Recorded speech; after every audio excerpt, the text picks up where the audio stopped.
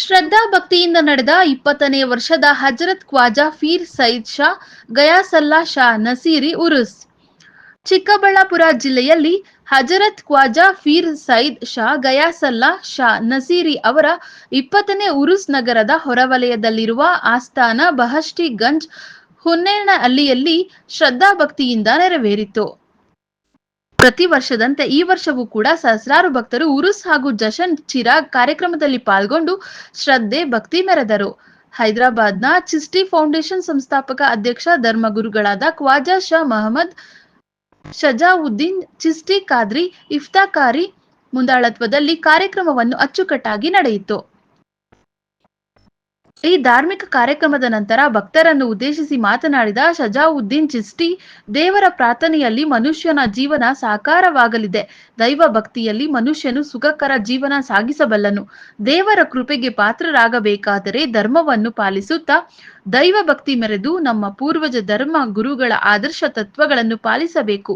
ಅವರು ಸಾರಿದಂತಹ ಸಂದೇಶವನ್ನು ಸಾರಬೇಕು. ನಮ್ಮ ಭಕ್ತಿ ಕೇವಲ ಕಾರ್ಯಕ್ರಮಗಳಿಗೆ ಸೀಮಿತವಾಗಬಾರದು.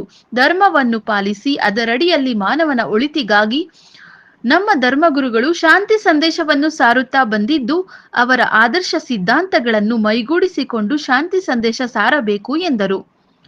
ಉರುಸ್ ಕಾರ್ಯಕ್ರಮದಲ್ಲಿ ಕೋಲಾರ ಹಾಗೂ ಬೆಂಗಳೂರಿನಿಂದ ಧರ್ಮಗುರುಗಳು ಭಾಗವಹಿಸಿದ್ದರು.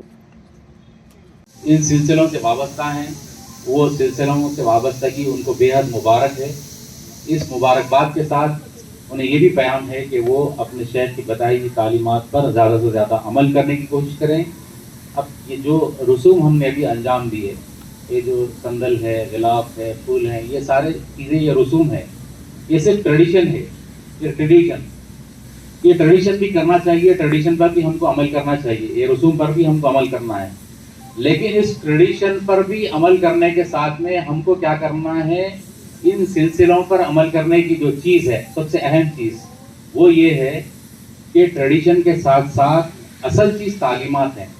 उन तालीमात को हमको पकड़ लेना है।